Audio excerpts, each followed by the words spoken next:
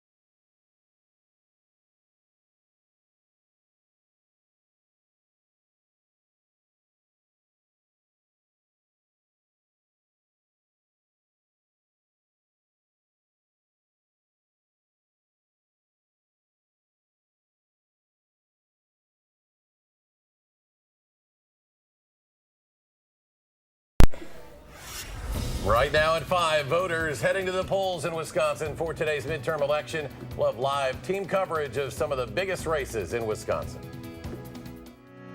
This is News 3 at 5. Thanks for staying with News 3. Just 3 more hours until the polls close in Wisconsin for the midterm elections. The Dane County Clerk is reporting that as of 2 p.m., there was an estimated 50% voter turnout. And just about 10 minutes ago, the Madison City Clerk says almost 60% of registered voters have voted. Our Jamie Perez joins us from South Park Street in Madison with more on voter turnout. Jamie?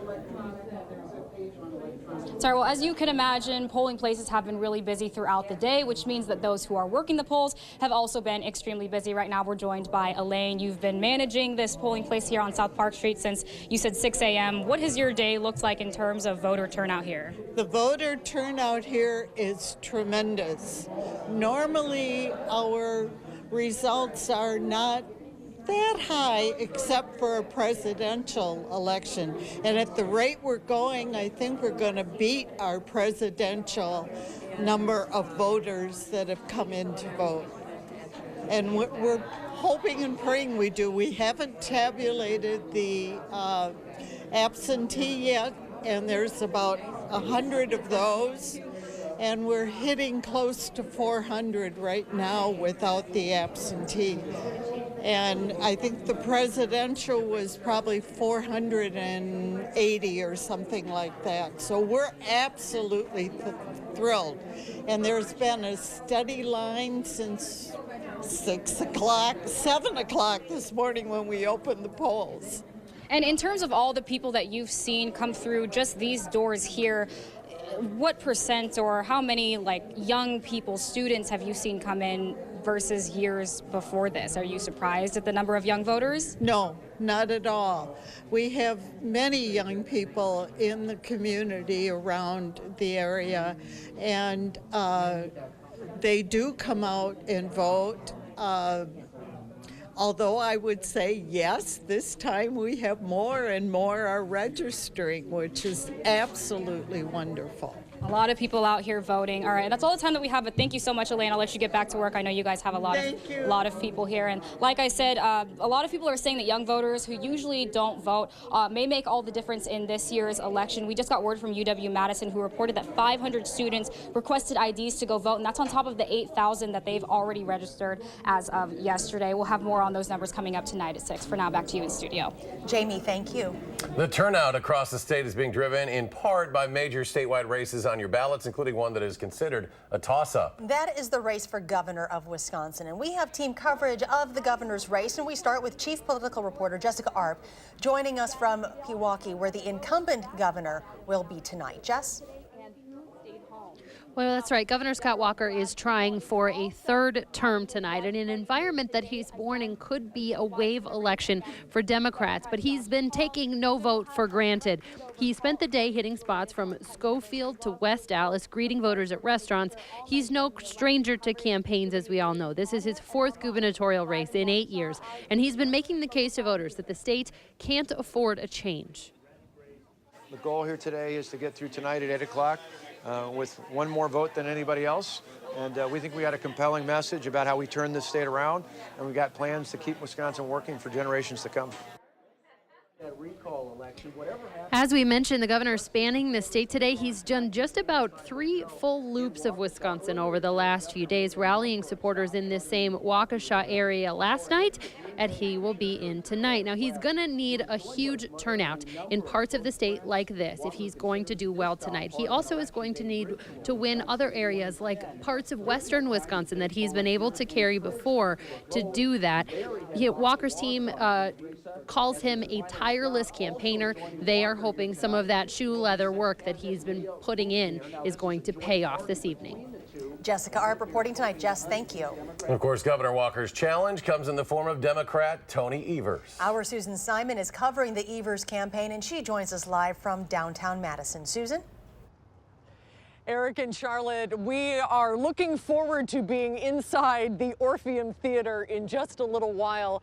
One of the iconic venues here in downtown Madison on State Street. That is where the Tony Evers campaign will be headquartered tonight.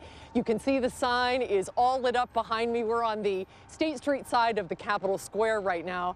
And the campaign is hoping in just a few hours from now, it will be the scene of a big victory celebration for Tony Evers. The state superintendent of public instruction celebrated his 67th birthday yesterday. This morning, he went to vote with his wife Kathy at their polling place at the Madison Central Library. Evers is trying to unseat an incumbent governor in his 4th election, but the Evers campaign is confident that momentum and enthusiasm are on the Democrats' side. Feel very confident going forward, but the idea that people of Wisconsin are now picking new leaders and new legislators and all across the state of Wisconsin is just something you have to sit back and be thankful for, the opportunity to participate in this. The Evers campaign is very optimistic, Eric and Charlotte, that voters in Wisconsin are ready for a change and that momentum is on their side. And that confidence is bolstered by the huge turnout that we're seeing today. And of course, the last Marquette Law School poll that showed even though the race is tied, Democrats have the enthusiasm by 7 points. So that is a very positive sign for the Evers campaign. The election night watch party at the Orpheum Theater starts at 6 o'clock. It is free and open to the public. They are hoping for a capacity crowd for what is going to be a very exciting evening here in downtown Madison. Susan Simon reporting from downtown Madison. Susan, thank you. And of course, another statewide race to watch tonight, the battle for a U.S. Senate seat in Wisconsin. Incumbent Democrat Tammy Baldwin is facing Republican challenger Leah Vukmir. Rose Schmidt is live at Monona Terrace to explain their campaign strategies throughout this race. Good evening, Rose. Good evening. Well, Baldwin and Vukmir have both been traveling around the state trying to inspire their main bases, with Baldwin focusing on trying to get Democrats in larger cities like Madison and Milwaukee to vote early, and Vukmir traveling to dozens of fringe areas around our state. Now, Baldwin has served in elected office since 1986 when she was 24 years old. She was elected to the U.S. Senate in 2012 and previously served in the U.S. House and worked in state and local politics in the Madison area. Vukmir has been a state senator since 2010 and previously served in the Assembly. She calls herself a mom with a cause. You may have seen her campaign ads where she emphasizes her work as a nurse. The latest poll from Marquette Law School showed Baldwin with an 11-point lead over Vukmir, but it's been a long battle for both of these candidates, and tonight's night they've both been waiting for. It's been long. It has been hard fought. I reflect on being one of the top targets of out-of-state super PACs and mega donors who are trying to basically buy a Senate seat. When you get to this point, you have to just trust that everything you have done is going to make a difference. I'm proud of the campaign that we have run. and the excitement that has been generated. And clearly the momentum over the course of the last 8 weeks has been growing, and in large part to some of the things that are happening on the national level. And speaking of the national level, both of these candidates have been hoping that visits from national leaders in their parties could put them over the edge, with the nation's former and current presidents and vice presidents coming to the Badger State to campaign for them. Now tonight, both of these candidates will be surrounded by their supporters, with Baldwin hoping to fill this room here at Monona Terrace, and Vukmir supporters rallying tonight in Pewaukee. All right, I'm going to send it back to you. Thank you, Rose. We also have team coverage in the race for Attorney General. The Brad Schimmel campaign is also at the Ingleside Hotel in Waukesha. Our Keely Arthur is live there with an update. Good evening to you, Keely. Good evening. Well, we are just outside of the room where Brad Schimmel will be tonight. His team is getting it ready right now. And even though this might not feel like as big of a race as the one for governor or even Senate, it is still a very important one to our state. Now, Attorney General Brad Schimmel is ahead of Democratic challenger Josh Kaul, according to the latest Marquette Law School poll, by 2 points. But 7% of voters say they are still undecided. So lots of wiggle room here. Let's first talk about Schimmel. He was elected Attorney General back in 2014, previously the district attorney in Waukesha. If re-elected, Schimmel says he will continue to focus on the state's opioid crisis. In his 4 years, Schimmel's expanded the state's drug court and launched a drug take-back program. In regards to health care, he is currently part of a federal lawsuit working to overturn the Affordable Care Act, but says he will fight to keep people with pre-existing conditions covered. School safety, another big topic. The Department of Justice, which Schimmel heads, gave out $100 million in school safety grants. He says he is not opposed to arming school staff, saying it's up to the individual districts. Now, Schimmel is critical of opponent Josh Kaul's record, saying he has no experience in this state. The 37-year-old is the son of late Democratic Attorney General Peg Lautenschlager. Prior to moving back to Wisconsin a few years ago, he served as a federal prosecutor in Baltimore. Kaul, too, wants to tackle the opioid crisis. He says his experience in tackling drug traffickers out in Maryland will help him in the fight against addiction right here. Now, he is critical of Schimmel's handling of more than 4,000 rape kits, which sat untested for years until all were finally tested this September. Schimmel received grant money to test those kits back in 2015. Now, both candidates have received support across the aisle. Schimmel saying 90% of the sheriffs in this state support him, 61 district attorneys endorsing Kaul. And our Amy Reed will be over in Madison with Josh Kaul tonight. We will have more team coverage of the race for Attorney General. Back to you. Keely Arthur reporting from Waukesha tonight at the Schimmel campaign. Thank you. In southeastern Wisconsin, voters will choose a new congressman for the first time in 2 decades. Speaker of the House Paul Ryan's replacement in the state's 1st congressional district. Rock County reporter Adam Duxter has been tracking the race and has an update from our bureau at the Janesville Gazette. Eric and Charlotte, today voters will choose between Democrat Randy Bryce and Republican Brian Stile to represent Wisconsin's 1st congressional district in Washington, D.C. Stile voted earlier in Janesville today. The Janesville native comes from a corporate law background and currently serves on the UW Board of Regents. He said his biggest goals are to continue the positive economic growth Wisconsin has seen in recent years, lowering the cost of health care, and training workers for high-paying, skilled jobs. Randy Bryce was also voting today. The former iron worker says one of his biggest goals is to create a system of Medicare for all, and to protect Social Security, which he says is currently facing attacks. Now, whichever candidate wins tonight will take over for House Speaker Paul Ryan, who announced his retirement earlier in the year after serving close to 20 years in the position. Now, I caught up with both Stile and Bryce over the weekend to chat about the campaign and how things have been for them so far. You can check out all of that on our website, channel3000.com. In the Rock County Bureau, Adam Duxter, WISC News 3.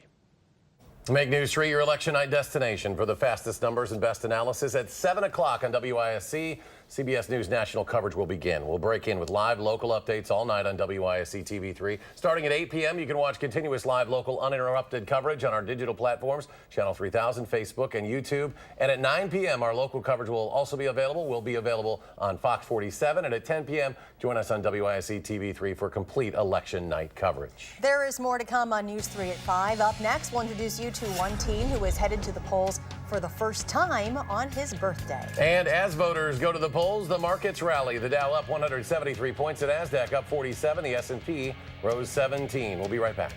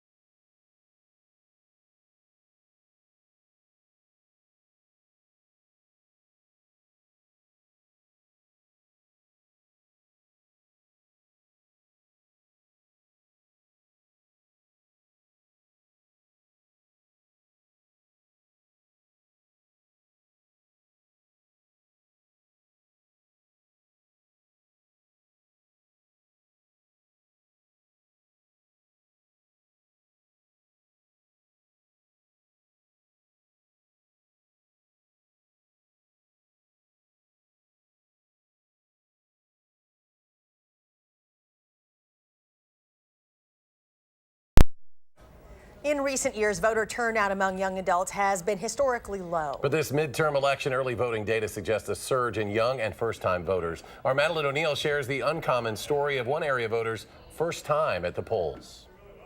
Today is a big day for voters across the country, but for one Wanakee resident who will be casting his ballot here today, it's even more special. It's a special day in general, but it's really special for me. It's a right we're all born with. It's freedom of expression. When it comes to voting, Wanakee High School senior and football player Paul Lorge was born into the thick of it. When I was born, that was the, I believe, Al Gore and George Bush election day, and that was really cool. His dad, Bill Lorge, is a former Wisconsin legislator, and throughout the years, Election Day often fell on Paul's birthday. I remember when I was a little kid, my dad would go to the polling place and I would go with him, and it would always just be really cool seeing him vote. This year's birthday. That's very uncommon. Couldn't fall on a better day. Coincidentally, I turned 18 on Election Day. Born just one day later than November 6th, 2000, and Paul wouldn't be voting in this election. That's like the weird thing about this. But with his well-timed birthday, tonight after hitting the football field, I'm gonna vote today. Paul will be heading to his polling station.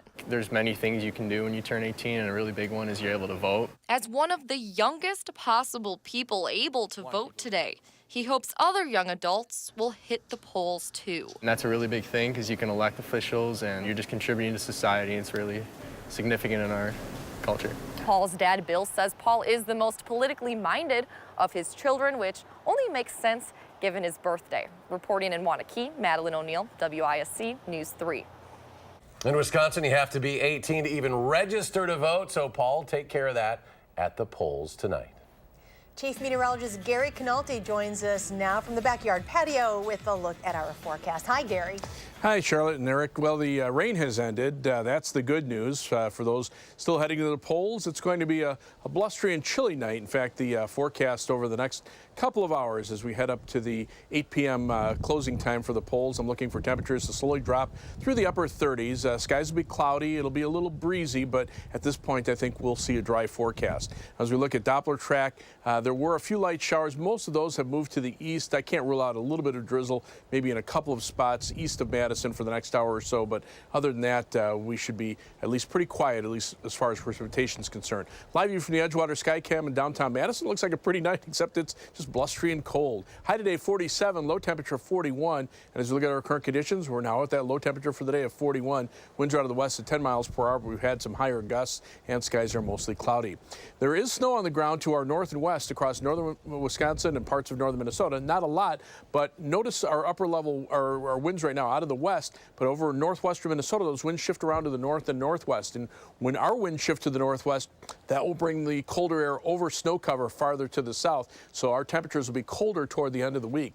Peak wind gusts today here in Madison, 26 miles per hour, the strongest gust, but to the south and west where the land is flatter across Iowa and Illinois, a lot of gusts up around 40 miles per hour. Current temperatures are in the lower 40s here, but they're definitely turning colder to our north and west, already in the 30s over the northwestern half of the state. Upper level winds from west to east over Wisconsin, but there's a lot of cold air up in Canada, and that will be heading down in our direction and keeping our temperatures below normal through the end of the week. Some strong to severe thunderstorms along the east coast playing havoc with some of the polling out there, but across the Midwest, the rain at least is out of southern Wisconsin and is lifting into the northeastern portion of the state.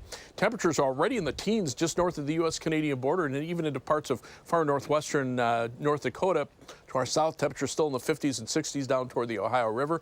And on future track, you can see the clouds sticking around for tonight and much of the day tomorrow. Then as we clear out for tomorrow night, temperatures will drop into the 20s. Thursday will be dry, but notice the next weather system out to the west, perhaps bringing us some light snow late Thursday night into Friday morning. 32 for the overnight low temperature. It'll be breezy and cold.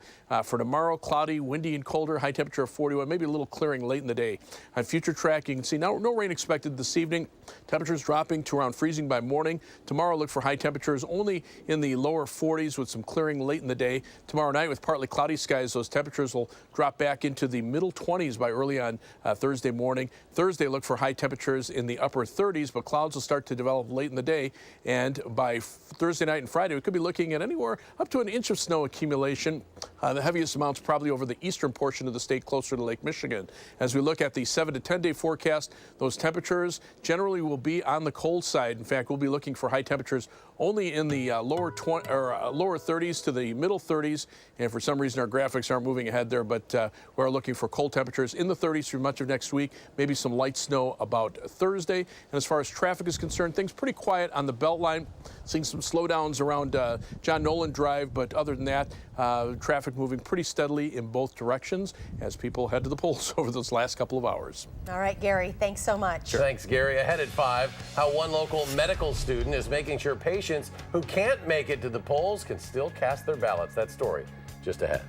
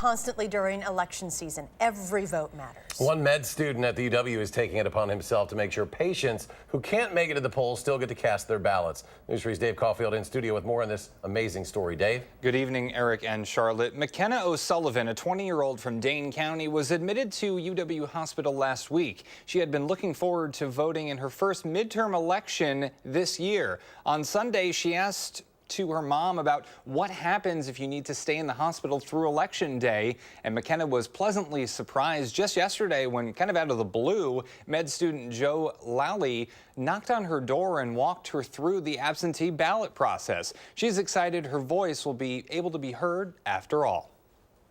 I mean, I just feel better, like I'm able to contribute. Patients have been so appreciative today because you get into the hospital and voting is the last thing on your mind, but if you're someone who's interested in voting, that can be really frustrating.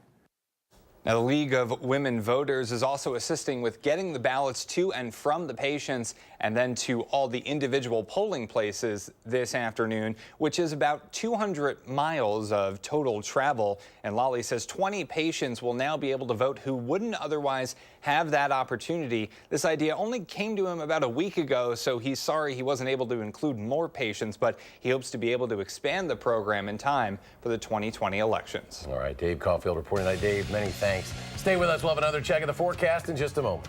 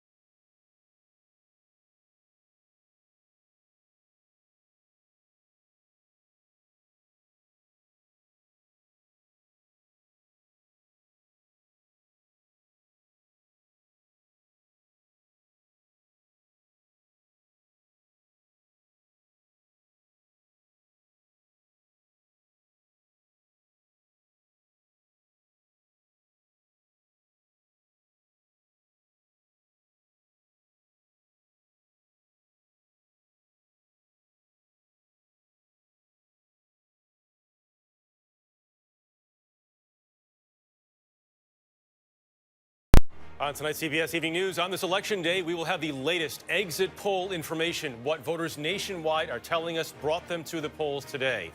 Analysis in studio with CBS News Elections Director Anthony Salvanto and also CBS This Morning co-hosts John Dickerson and Nora O'Donnell. That is tonight on the CBS Evening News.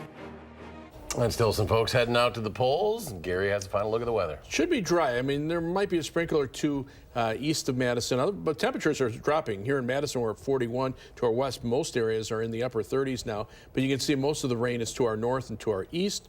Tomorrow, a blustery and cold day, highs in the lower 40s. Only 30s after that through the middle of next week. Some light snow chances Thursday night and Friday morning, and then again Tuesday of next week. All right, Gary, thank you. We'll be back in 30 minutes for News 3 at 6, the CBS Evening News, the latest coming up next.